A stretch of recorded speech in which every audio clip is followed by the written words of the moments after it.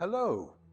On a rather gloomy, wintry day, I've travelled a few miles along the coast from my home in North Norfolk to Cley next the sea, where there is an excellent visitor centre, which is very well run by the Norfolk Wildlife Trust at the Wildlife Reserve. If you look over my shoulder from this elevated position, there's a splendid view over the salt marshes to the sea, and here there are hides for the bird lovers and nature walks. This is a wonderful location for bird watchers and photographers who travel from far and wide in all seasons. If you go beyond the marshes to the coast, you can walk along to the UK's largest seal colony at Blakeney Point, or if you prefer, you can go there on a boat trip from Morstan Harbour. Turning to the visitor centre itself, there is an education facility, the Aspinall Centre, where talks and lectures take place and workshops for adults and children. There are always exhibitions of paintings or photographs to see, and regular trips are available with experts to explore the marshes. Then you may choose to conclude your day with a visit to the excellent cafe and look around the shop to see if there may be something you'd like to take home with you.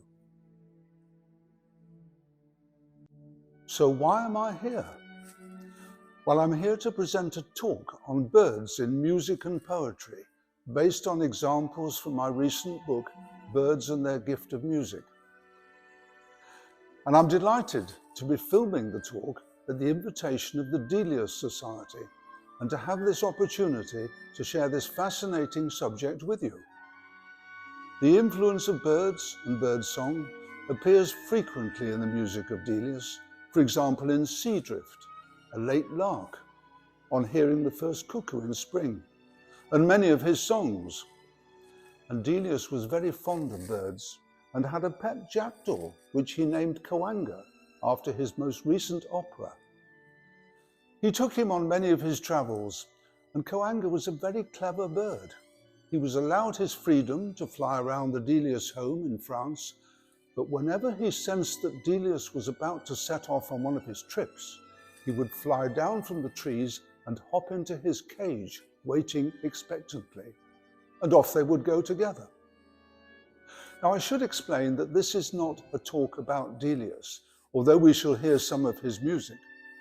Of course, birds also appear in the music of many other composers, so my talk covers the subject more generally.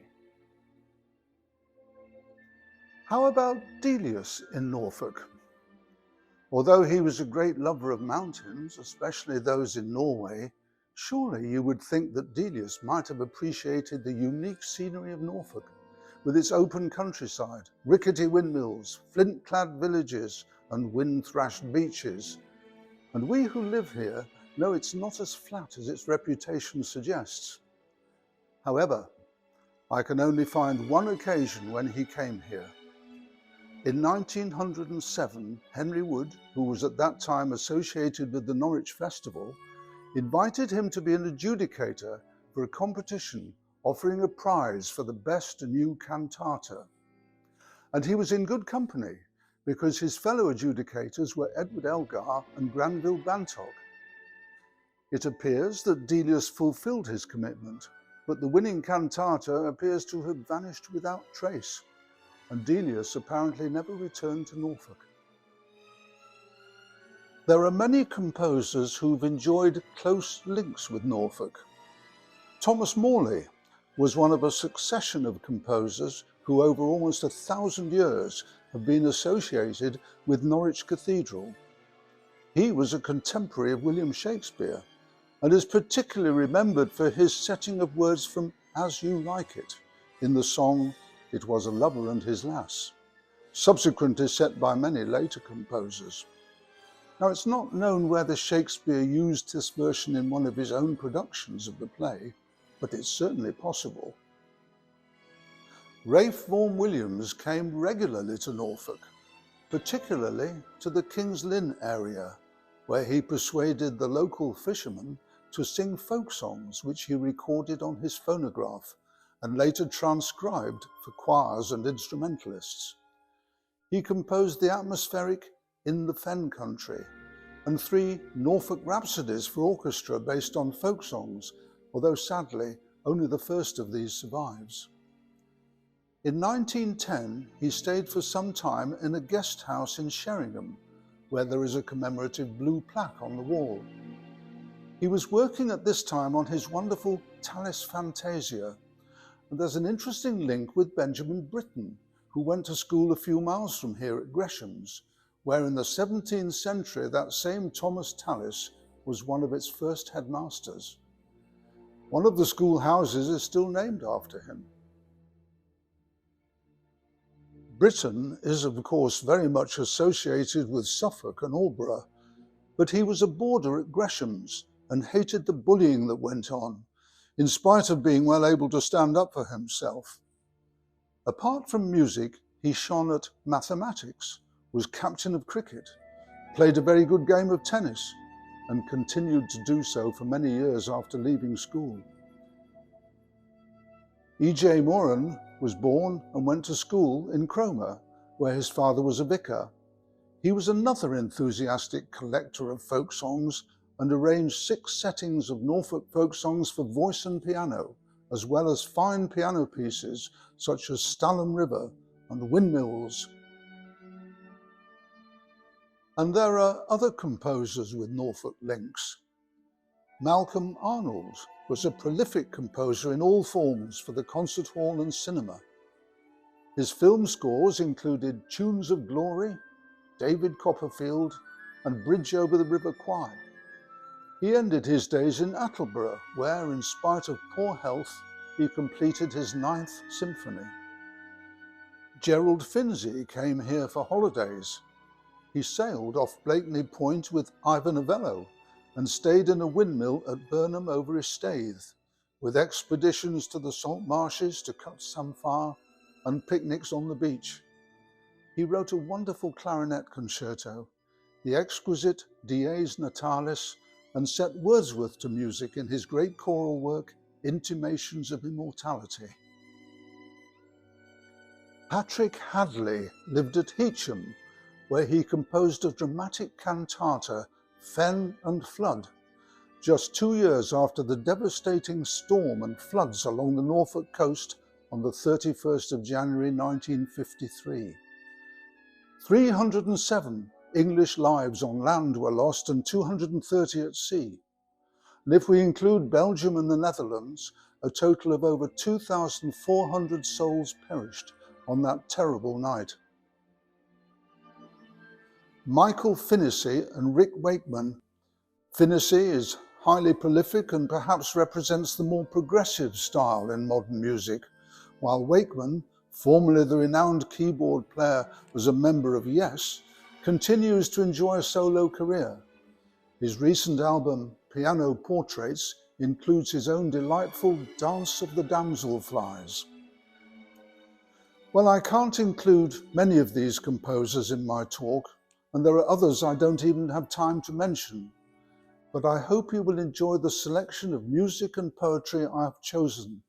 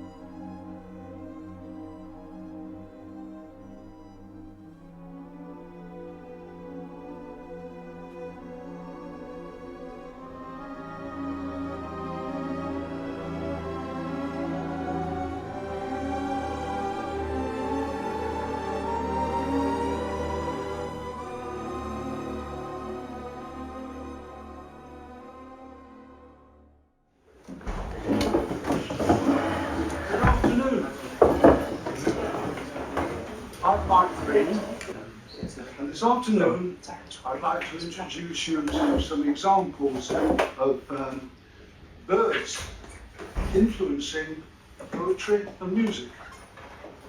And I've got a team helping me. James here is a published poet in his own right, but this afternoon he's going to be reading other people's poems.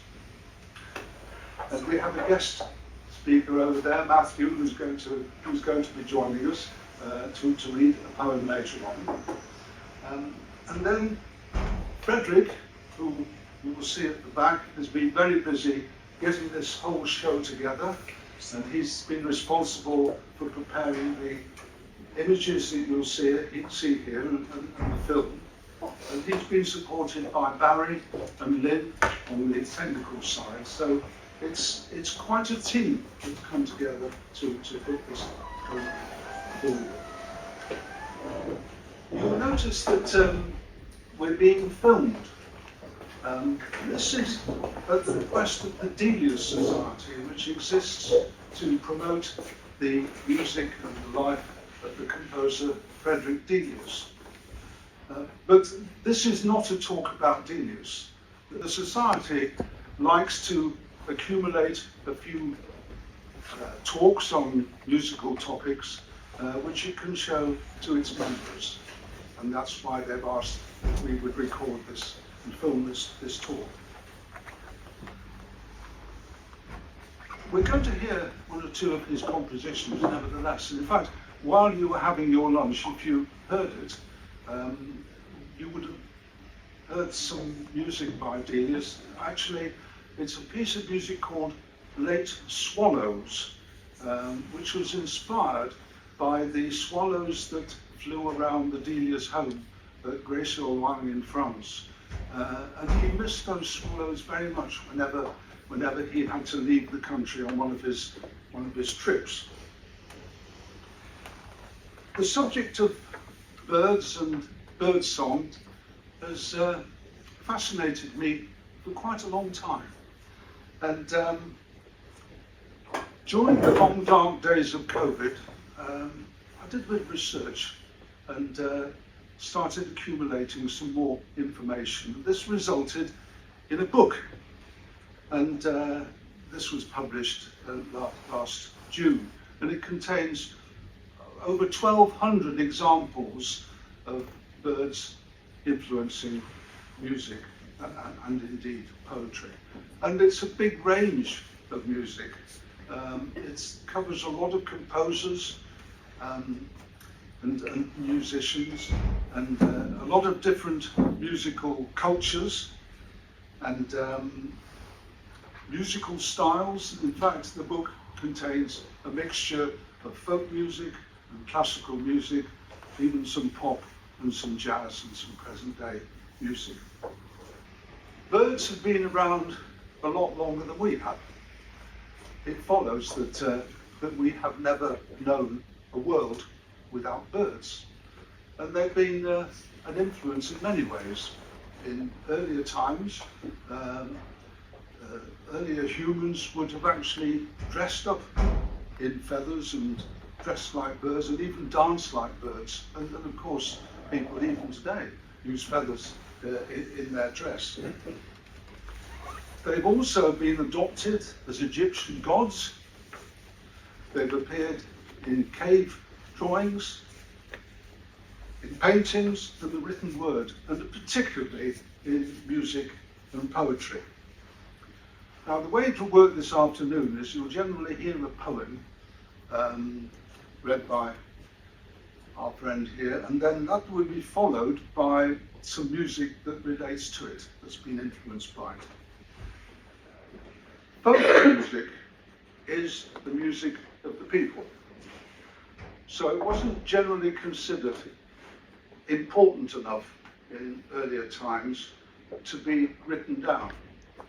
And if you think about it, if you go back 1,000 years or so, folk songs would be passed from one person to another. But they weren't written down because in those days, the folk singers, the peasants of the time, they wouldn't have been able to read or write.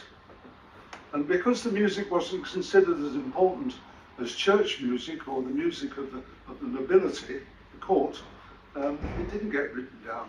So it's arrived today in various forms. Possibly the earliest song that was written down is a song called Summer Is A-Coming In. And it features the cuckoo. It dates back to the 13th century. We don't know who wrote the words, and we don't know who wrote the tune. But here's a modern English version of the words. Summer's arrived. Loudly sing, cuckoo. The seed is growing, and the meadow is blooming, and the wood is coming into leaf now. Sing, cuckoo. The ewe is bleating after her lamb. The cow is lowing after her calf. The bullock is prancing. The billy goat farting. Sing merrily, cuckoo. Cuckoo, cuckoo. You sing well, cuckoo. Never stop now. Sing, cuckoo. Now sing. Cuckoo. Sing. Cuckoo. Sing. Cuckoo.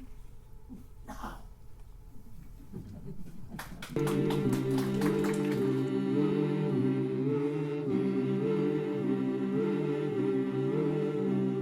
Summer is a-coming in, louder sing cuckoo. Crow with seed and blow with me, and spring the world anew. Sing cuckoo, you a bleateth after lamb, laugh after calf a coo. Bullock started, book a farteth, merry sing cuckoo. Cuckoo, cuckoo, well sing the cuckoo, this wicked but now anew.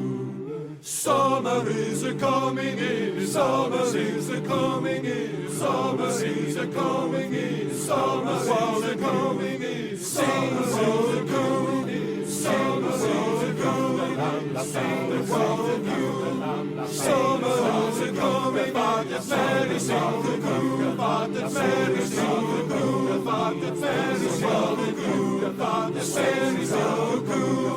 Summer is a-coming in, summer is a-coming in, summer is a-coming in, merry sing the cuckoo, sing the cuckoo, summer is a-coming, sing the world anew. Summer is a-coming in, merry sing the cuckoo, merry sing the cuckoo, merry sing the cuckoo, merry sing the cuckoo. Summer is a-coming in, summer is a-coming in, summer is a-coming in, merry sing the cuckoo, sing the cuckoo. Although its song consists of only 2 notes, the cuckoo appears frequently in music, particularly in Renaissance keyboard music, for example. And it is clearly heard, if you listen, in Delius's wonderful tone poem on hearing the first cuckoo in spring. This was composed in 1912.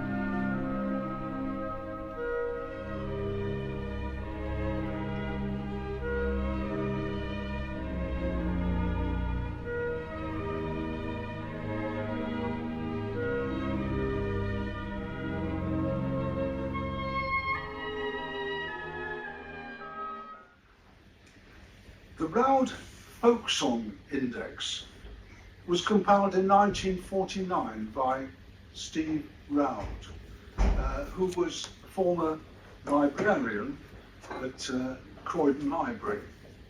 And it's an astonishing database of folk songs from all over the world in the English language. And birds are very well featured. For example, there are 370 folk songs featuring larks, 124 hawks, 73 with turtle doves, and a massive 570 folk songs with nightingale in the title.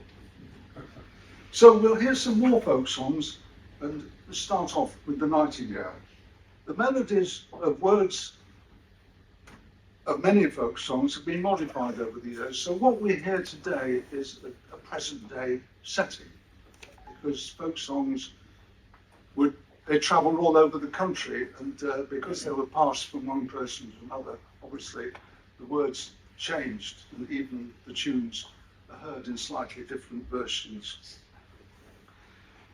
The folk song One Morning in May, although it doesn't have nightingale in the title, the nightingale is certainly featured.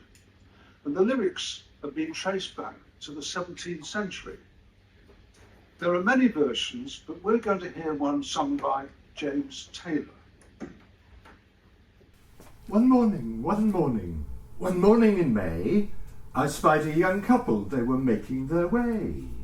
One was a maiden so bright and so fair, and the other was a soldier and a brave volunteer. Good morning, good morning, good morning, said he. And where are you going, my pretty lady?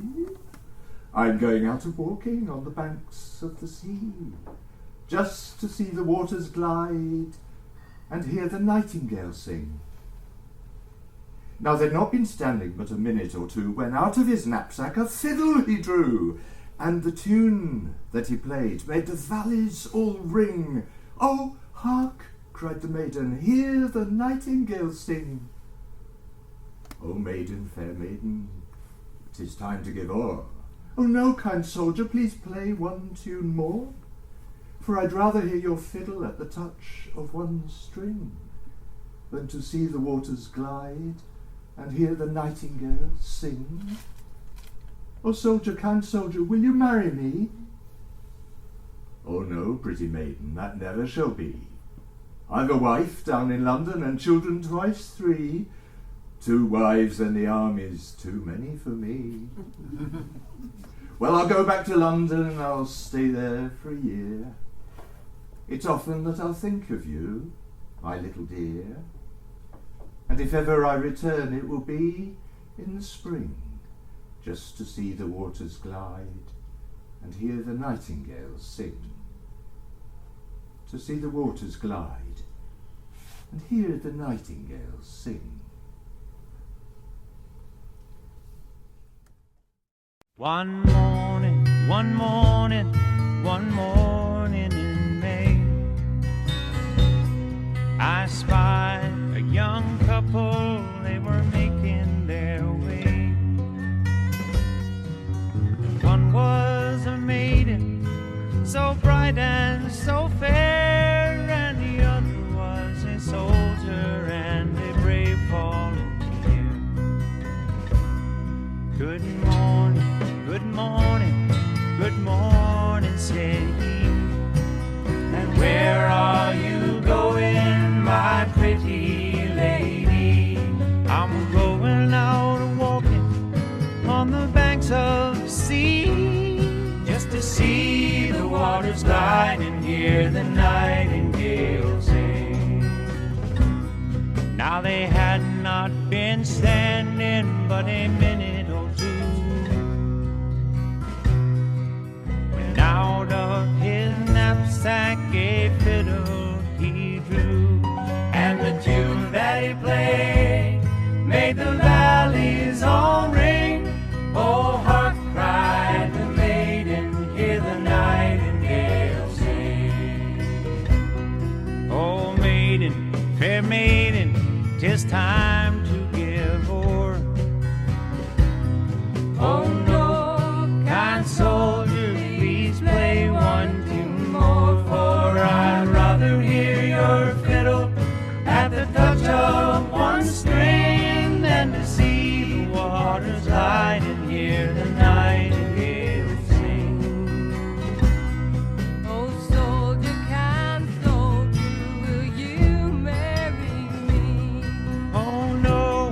pretty maiden that never shall be. I've a wife now in London and children twice three. 2 wives and the army's too many for me. Well, I'll go back to London and I'll stay there for a year. It's often that I'll think of you, my little dear. And if ever I return, it will be in the spring, just to see the waters glide and hear the nightingale sing. To see the waters glide and hear the nightingale sing.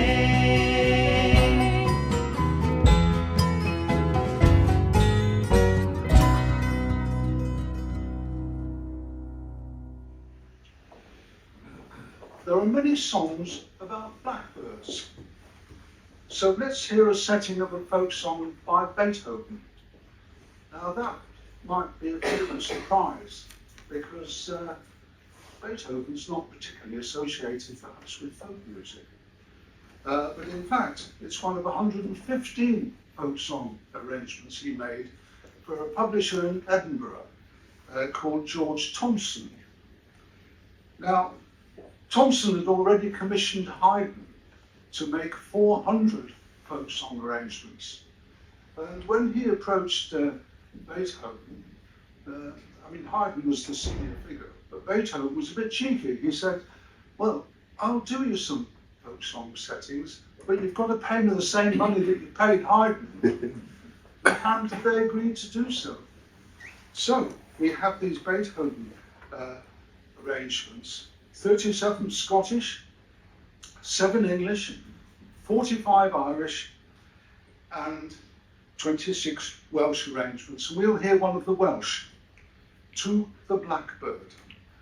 The words date back to around 1300. Beethoven's arrangement is for tenor and string trio. Sweet warbler of a strain divine, what woodland note can equal thine? No hermit matins hail the day more pure than fine from yonder spray. Thy glossy plumes of sable hue, retiring from the searching view, protect the like, the leafy screen beneath whose shade thou sing'st unseen. What ermine vest was ever so warm as plumes of down that clothe thy form? Thy graceful crest, thy sparkling eye, and slender bill of coral dye are still less charming than thy song, which echoes through the woods prolonged. Thy mellow strain delights the ear of the sweet maid my soul holds dear. Thou to the poet art allied, be then thy minstrelsy my pride. Thy poet then, thy song I'll praise, thy name shall grace my happiest lays. To future lovers shall proclaim thy worth, thy beauty, and thy fame. And when they hear thee in the grove, they'll own thee for the bird of love.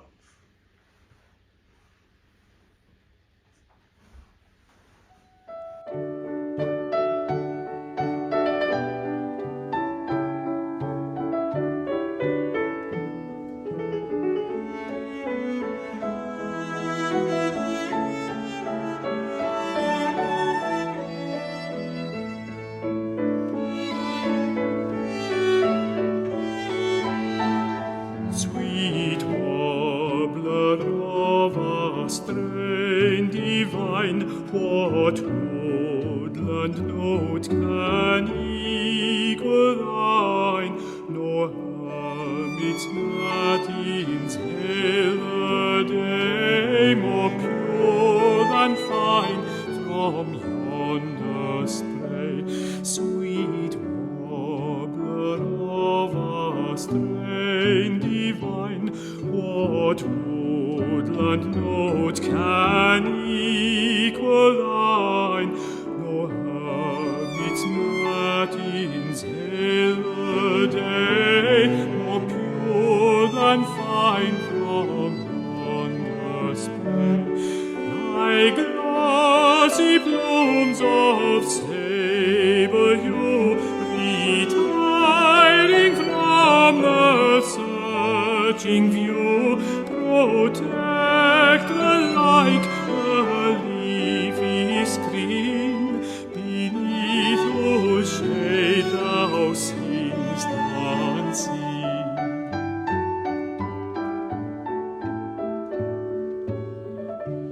Thou to the poet art allied, be then thy minstrelsy my pride, thy poet then thy song I'll praise, thy name shall grace my happiest days. Thou to the poet art allied, be then thy minstrelsy my pride, thy poet then thy song I praise, thy name shall grace my happiest days. To future lovers shall proclaim thy worth, thy beauty, and thy fame, and when they hear thee in the grove, they'll own thee for the bird of love.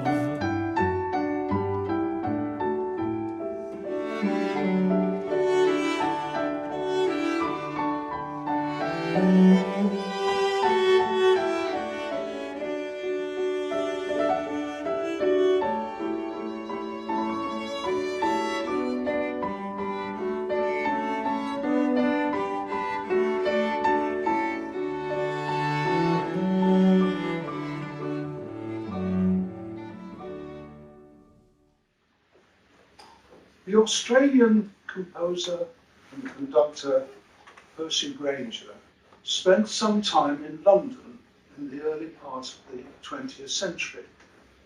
And while he was there, he got swept up in the folk song revival that was taking place and found himself in the company of, for example, Lucy Broadwood and Cecil Sharp, Ralph Vaughan Williams, E.J. Moran, and others that would go around the country collecting folk songs.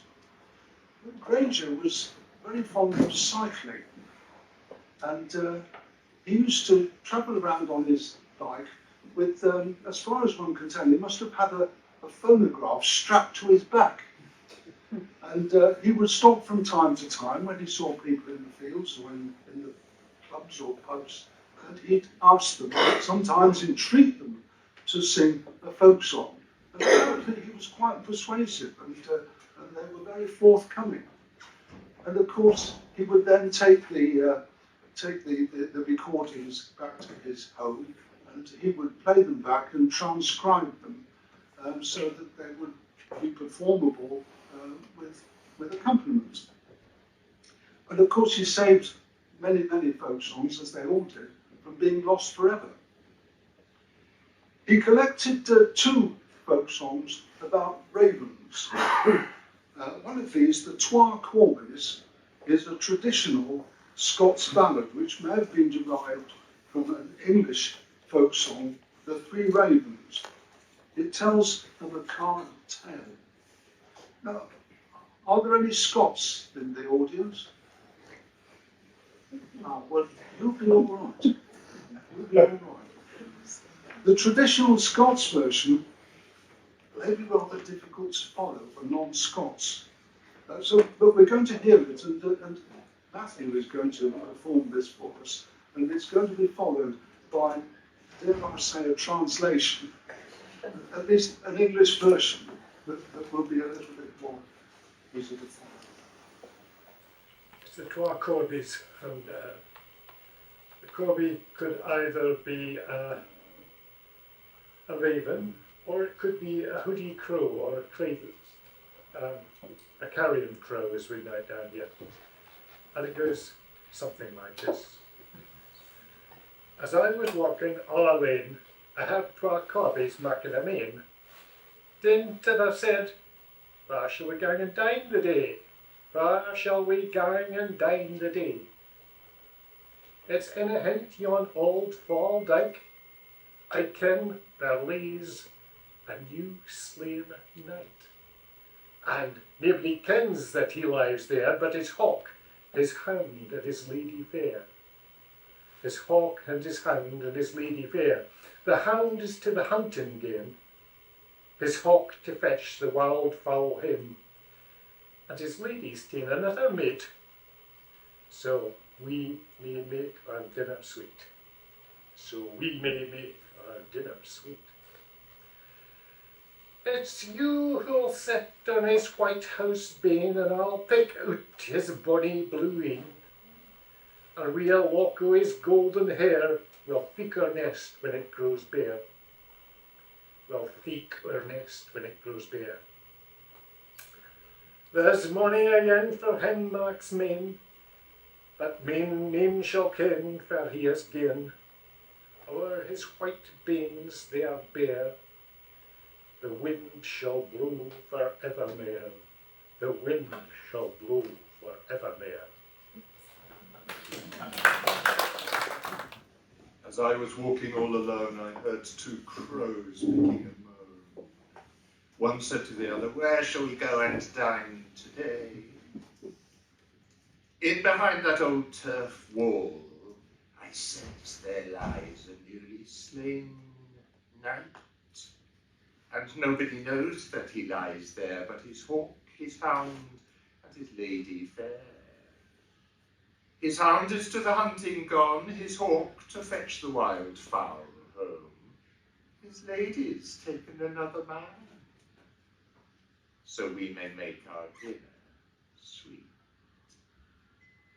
You will sit on his white neck bone, and I'll peck out his pretty blue eyes. With one lock of his golden hair, we'll thatch our nest when it grows bare. Many a one for him is moaning, but nobody will know where he is gone. Over his white bones, when they are bare, the wind will blow for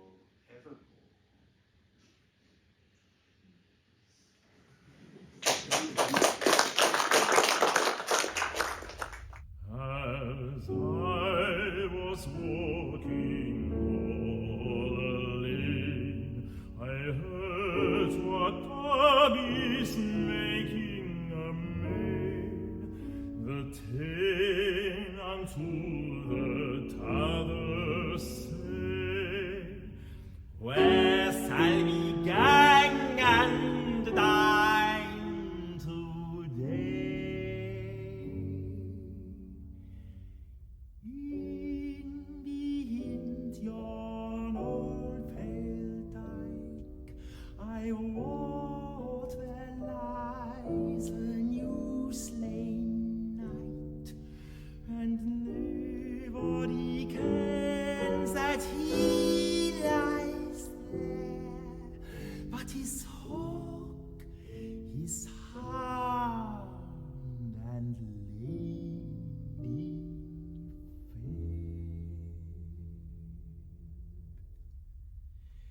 his hound is to the hunting game, his hawk to fetch the wild fowl him, his lady's ta'en another maid, so we may make our dinner sweet.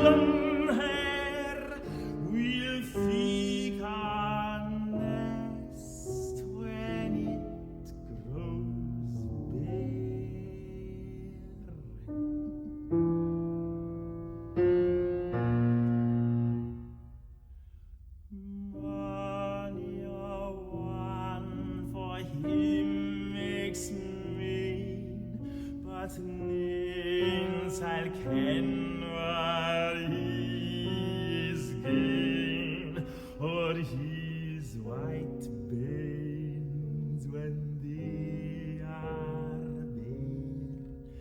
The winds shall blow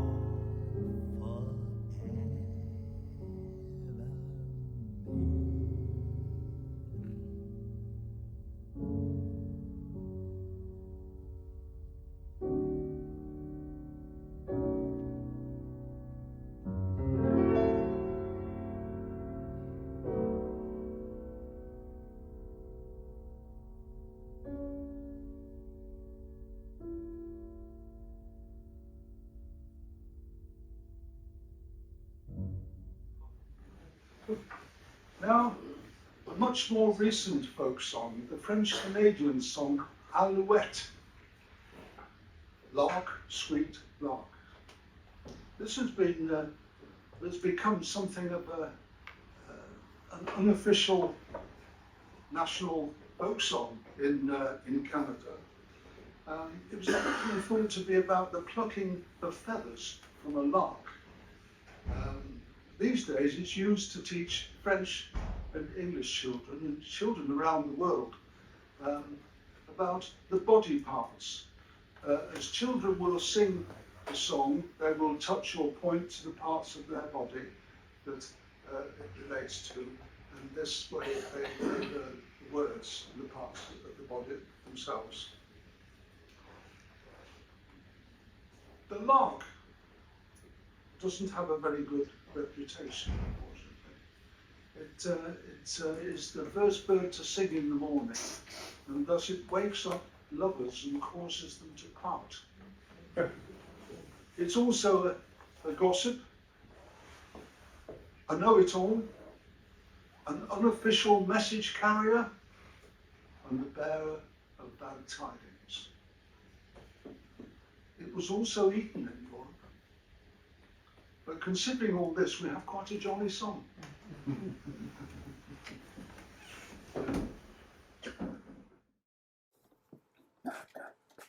Lark, I will pluck you. I will pluck your beak. I will pluck your eyes. I will pluck your head. I will pluck your neck.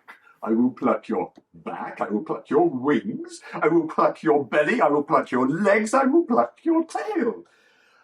And your legs and your belly and your wings and your back and your neck and your head and your eyes and your beak. Lark, lark, lark, lark. Oh, oh, oh, oh.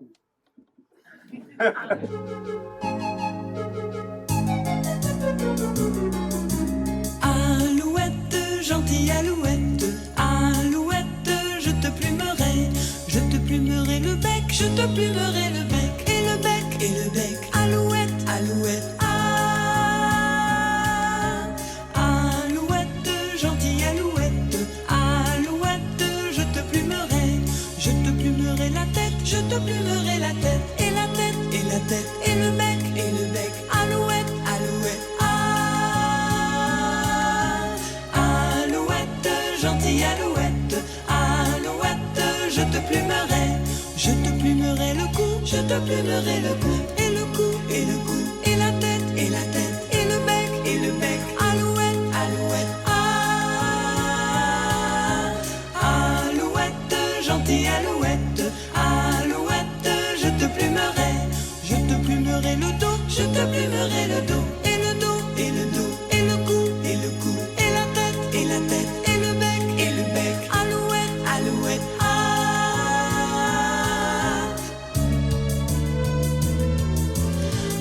alouette, gentille alouette, alouette, je te plumerai la queue, je te plumerai la queue, et la queue, et la queue, et le dos, et le dos, et le cou, et le cou, et la tête, et la tête, et le bec, alouette, alouette,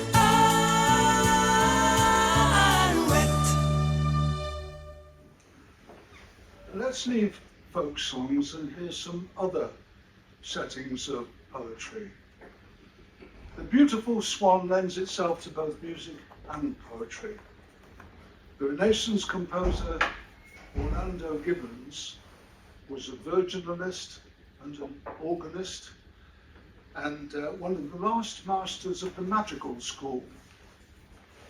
In a comparatively short life, he composed hymns and anthems, instrumental music, and a very large number of madrigals, and none more beautiful than the wonderful Silver Swan.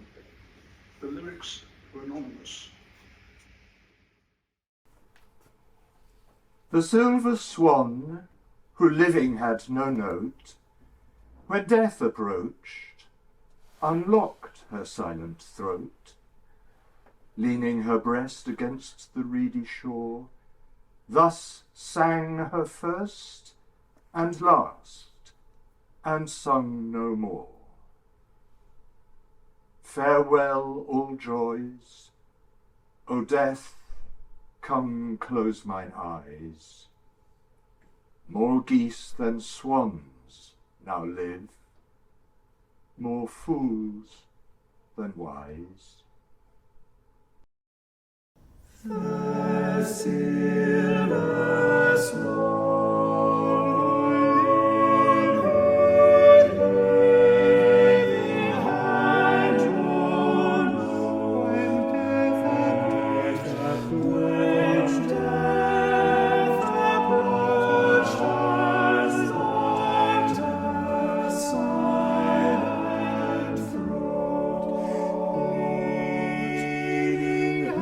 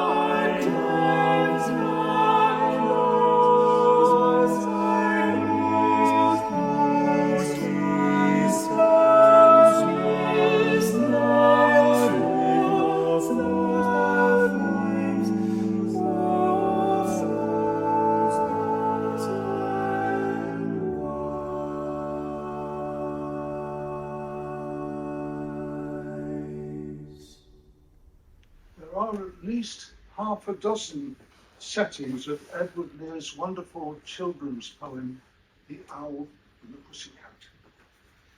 One, in fact, by Stravinsky, one of his last works. But we'll hear the poem first, and then a setting by John Rutter, whose wonderful carols you will probably enjoy over the festive period.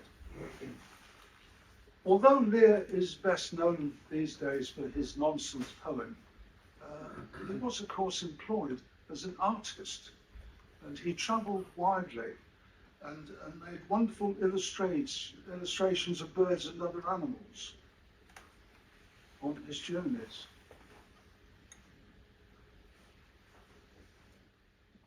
The owl and the pussycat went to sea in a beautiful pea-green boat. They took some honey and plenty of money wrapped up in a £5 note.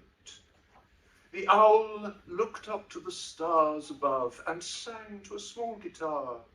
Oh, lovely pussy, oh, pussy, my love. What a beautiful pussy you are, you are, you are. What a beautiful pussy you are. Pussy said to the owl, you elegant fowl, how charmingly sweet you sing. Oh, let us be married, too long we have tarried. But what shall we do for a ring? They sailed away for a year and a day, to the land where the bong tree grows, and there, in a wood, a piggy-wig stood, with a ring at the end of his nose, his nose, his nose, with a ring at the end of his nose. Dear pig, are you willing to sell for 1 shilling? your ring. Said Piggy, I will. So they took it away and were married next day by the turkey who lives on the hill. They dined on mince and slices of quince, which they ate with a runcible spoon. And hand in hand on the edge of the sand, they danced by the light of the moon. The moon. The moon. They danced by the light of the moon.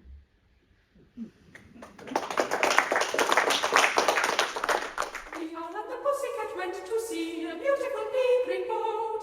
They took some honey and plenty of money wrapped up in a 5-pound note. The owl looked out to the stars above and sang to a small guitar. Oh, lovely pussy, oh, pussy, my love, what a beautiful pussy you are, you are, you are. What a beautiful pussy you are, beautiful pussy you are. Pussy said to the owl, you elegant fowl, how charmingly sweet you sing. Well, let us be married to love we have done, but what shall they do for a ring? They sailed away for a year and a day to the land where the palm tree grows, and there in a wood a piggy wig stood, with a ring at the end of his nose, his nose, his nose, his nose, with a ring at the end of his nose, with a ring at the end of his nose. Dear pig, are you willing to sell for 1 shilling your ring? Said the piggy, I will. So they took it away and were married next day by the turkey who lives on the hill. They dined on mince and slices of quince, which they ate with a rancid spoon, and hand in hand on the edge of the sand.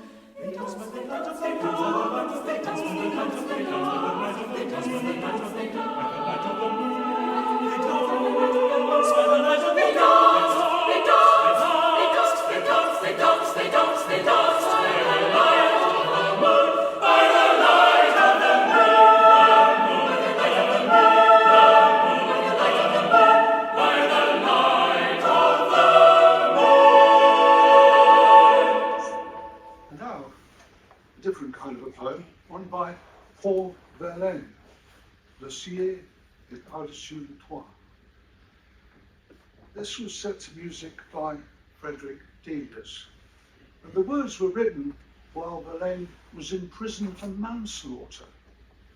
And we can imagine him looking out of his cell window and seeing the beauty of life going on outside, a bird singing on a tree. And this is actually one of Delius's favourite songs. Delius wrote many more songs than people realise. Actually, I think, I forget how many, but it's certainly 60 or 70 songs. And this was one of his favourites of those that he'd composed. And it's sung in French by Felicity Lott.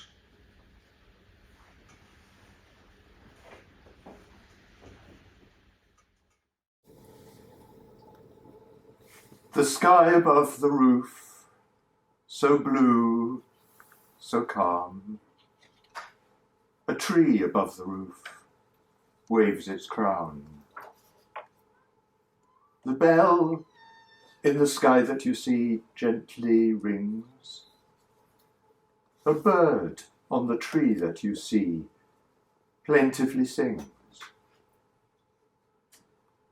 My God, life is there, simple and serene. That peaceful murmur there comes from the town. Oh, you, what have you done? Weeping without end, say, what have you done with your young life?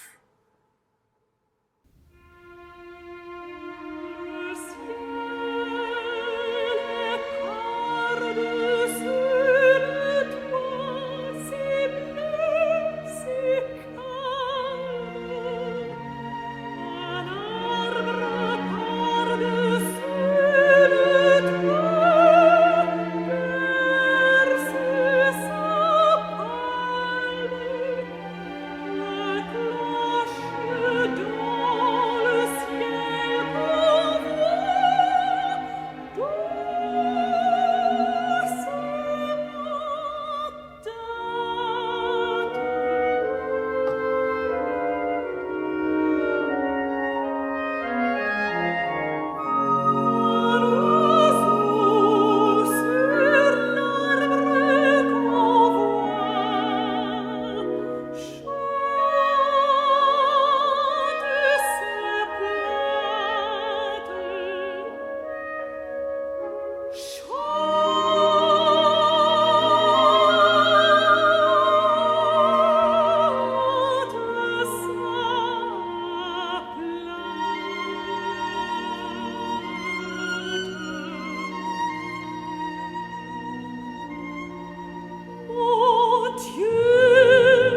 mon Dieu, la vie est là, simple et tranquille, cette paisible rumeur-là vient de la ville. Que tu fais, ô toi,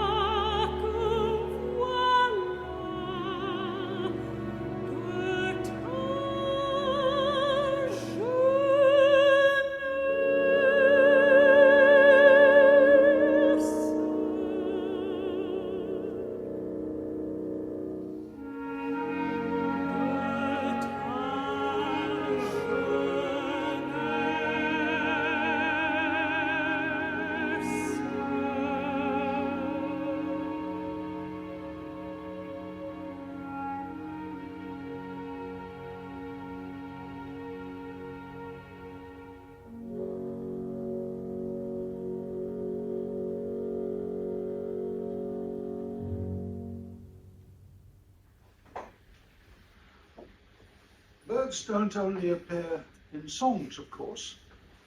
Their influence can be found in symphonies, concertos, instrumental music, and chamber music. Edward Cley is an English composer with many compositions to his name. He's a polymath. He's also a very, very talented artist and has exhibited his work internationally. Kingfisher is one of 24 short movements from his second string quartet. There's no poetic inspiration here, and he doesn't attempt to imitate the sound of the bird, but the music focuses on visual display and the bird's relationship with its habitat. I think we can picture the kingfisher flashing around about its business as we hear this music.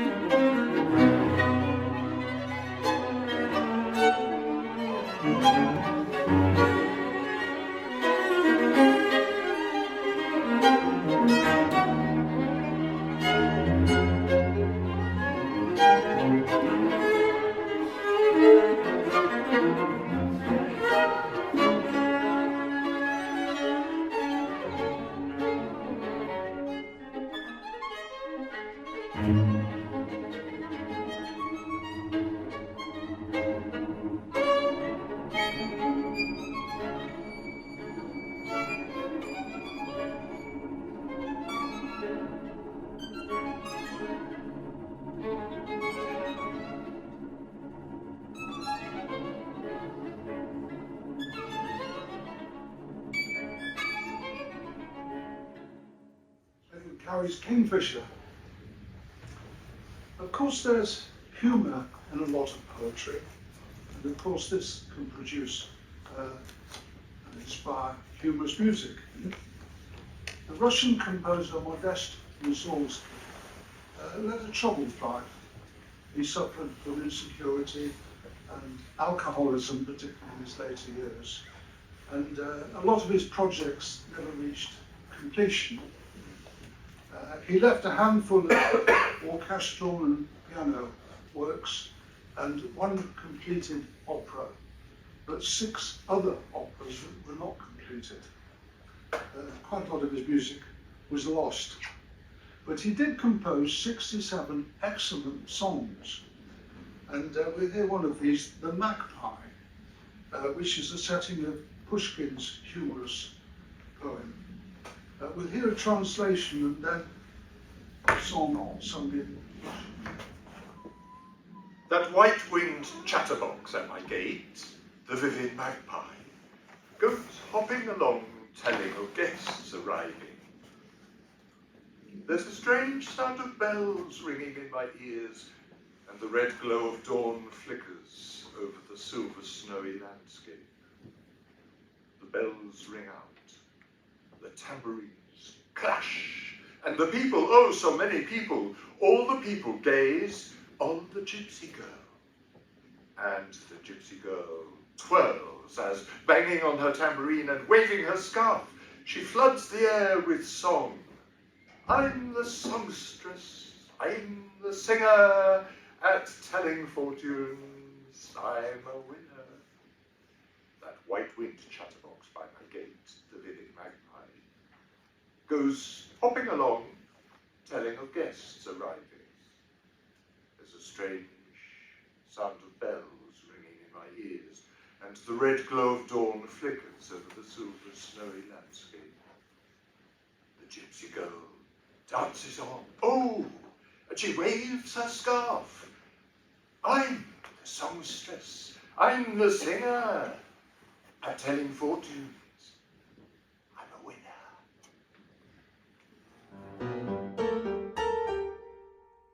Стрекотуна пела бака, под калиткою моей скачет пестрая сорока и пророчит мне костей.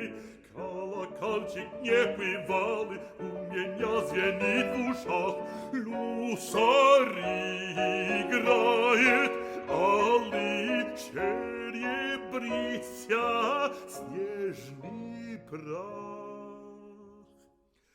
Колокольчики звенят, барабанчики гремят, а люди-то люди, ой, Люсеньки, люди, а люди-то люди на цыганочку глядят, а цыганочка-то скачет, барабанчики бьет, ой, шириночкой-то машет, заливает, поет. Я певуняя певица, порожит я мастерица.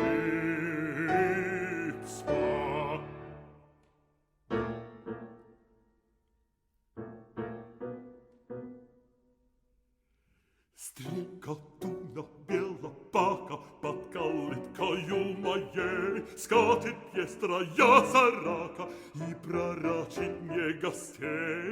Колокольчик небывалый у меня женит в ушах, люд зари играет, алый черебрится снежный прах.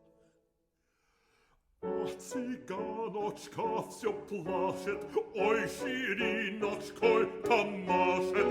Я певуния певица, порожит я мастерица.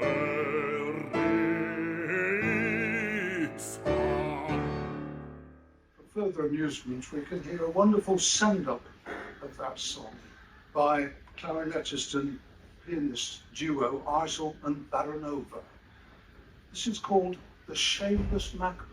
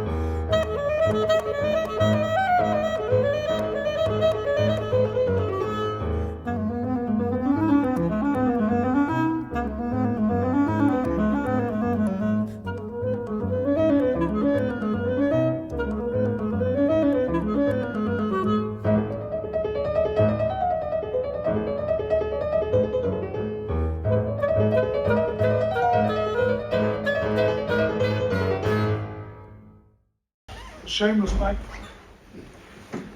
Birds in poetry have inspired a great number of orchestral works. For instance, think of the Swan in the Carnival of the Downs and the wood dove in Dvořák's Wild Dove. Vaughan Williams' Lark Ascending doesn't really require any kind of an introduction. It's an early work, originally for violin and piano, but later arranged for violin and orchestra. And it perfectly captures the atmosphere of George Meredith's poem. In fact, at the head of the score, Vaughan Williams quotes from what is a much longer poem, a short extract. We'll hear some of the music played by Nicola Benedetti.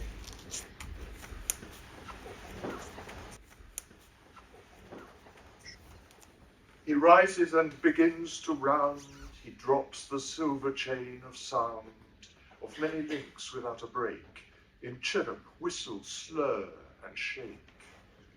For singing till his heaven fills, 'Tis love of earth that he instilled, and ever winging up and up our valley is his chosen cup, and he the wine which overflows to lift us with him as he goes, till lost on his aerial rings in light, and then the fancy sings.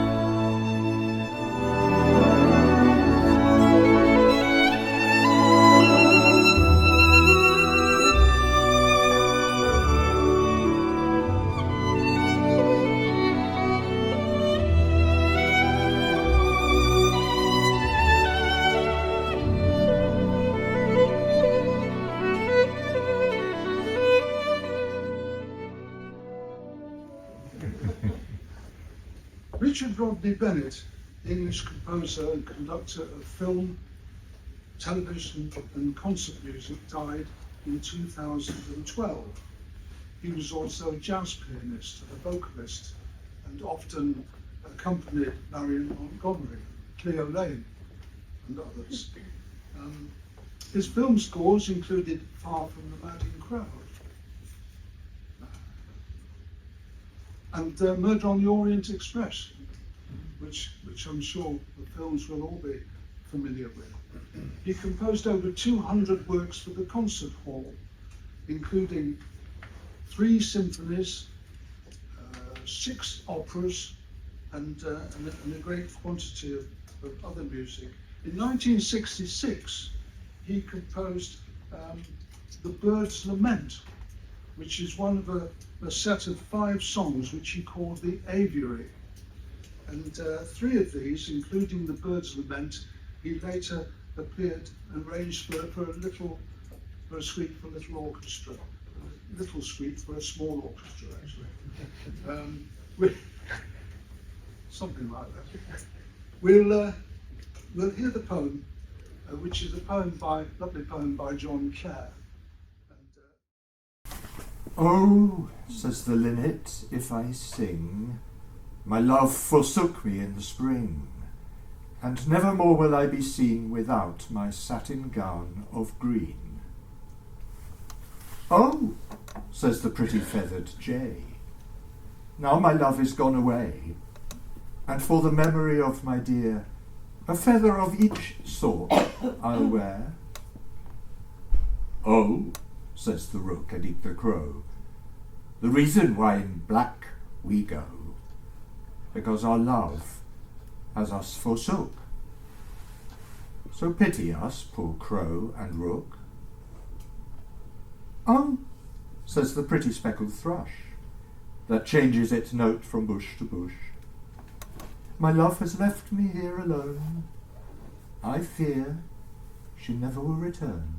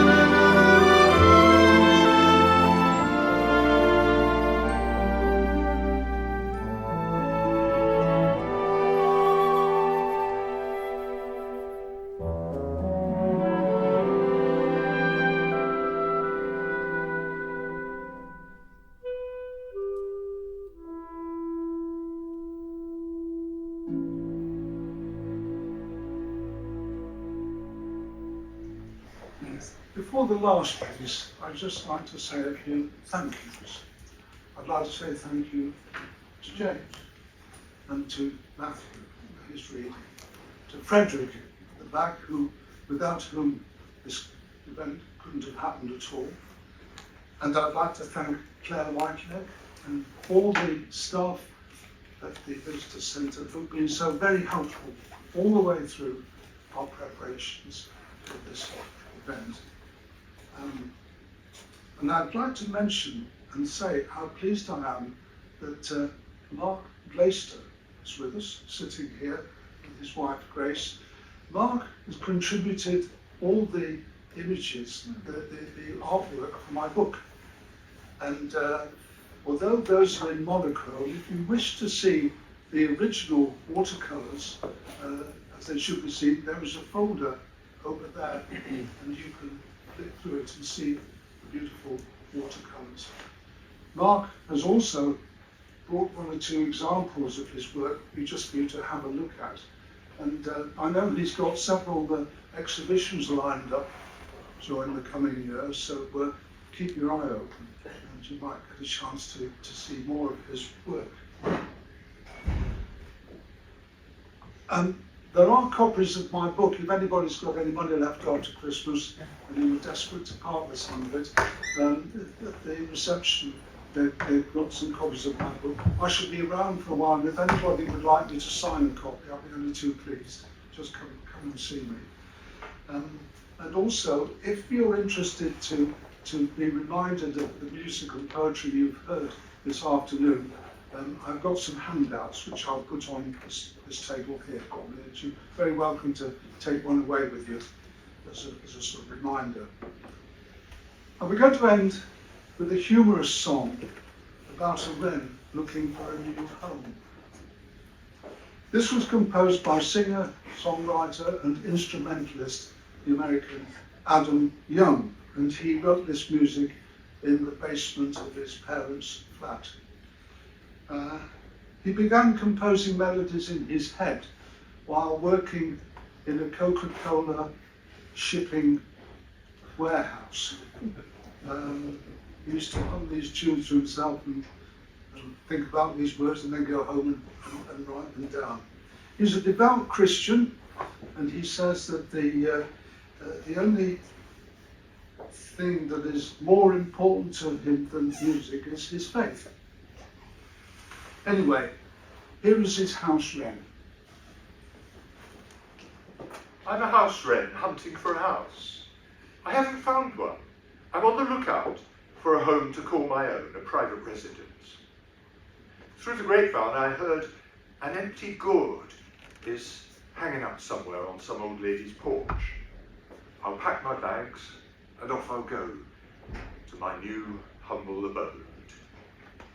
I'm gonna sing at the top of my lungs, 'cause it's a beautiful day. I'm gonna spread my wings, 'cause as far as I know, I am halfway home. I'm a house wren who needs a summer home. A country farmhouse or a quiet bungalow, not too big, not too small, first-rate real estate. I got my eyes peeled for a window box, an old tin can, a boot, a flower pot. I'll pack my bags and off I'll go to my new humble abode. I'm going to sing at the top of my lungs, 'cause it's a beautiful day. I'm going to spread my wings, 'cause as far as I know, I am halfway home. I'm a house wren, still hunting for a house. But I got a song and a lot to sing about. I'll pack my bags and off I'll go, because, you know, I'm gonna sing at the top of my lungs, 'cause it's a beautiful day. I'm gonna spread my wings. I'm on top of the world and it's a beautiful thing. I'm gonna sing at the top of my lungs, 'cause it's a beautiful day. I'm gonna spread my wings, 'cause as far as I know, I am halfway home. I am halfway home.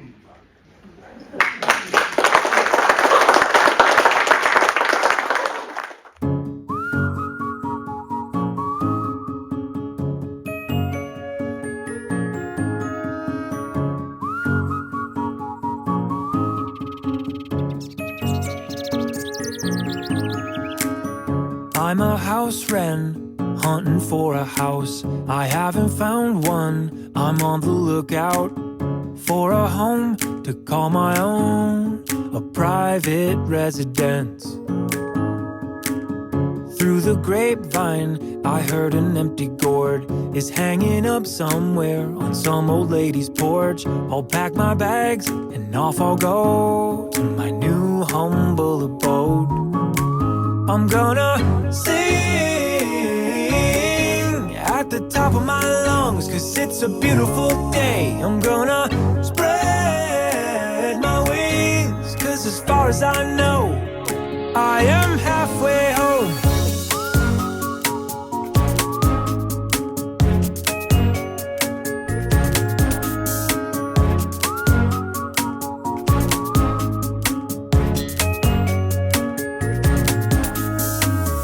I'm a house wren who needs a summer home, a country farmhouse or a quiet bungalow.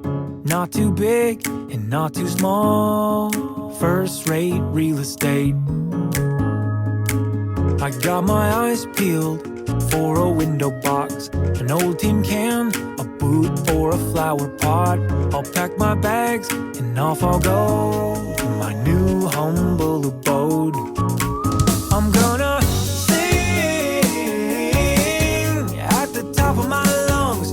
a beautiful day. I'm gonna spread my wings, 'cause as far as I know, I am halfway home.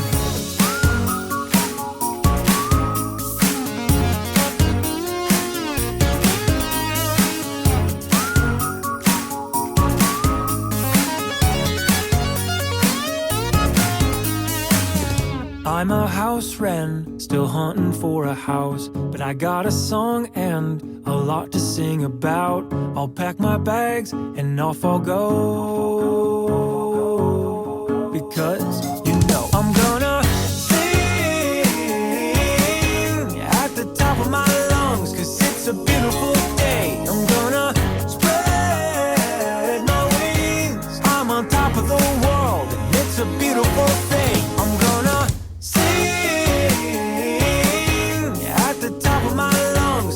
a beautiful day. I'm gonna spread my wings, 'cause as far as I know, I am halfway home.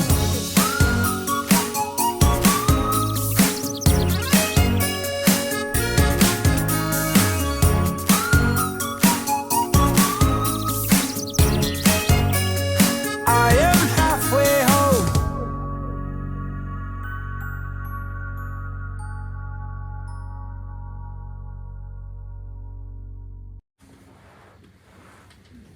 And finally, thank you all for coming along on a rather cold day, and I hope you've enjoyed at least some of the music and poetry that we've offered you. Thank you.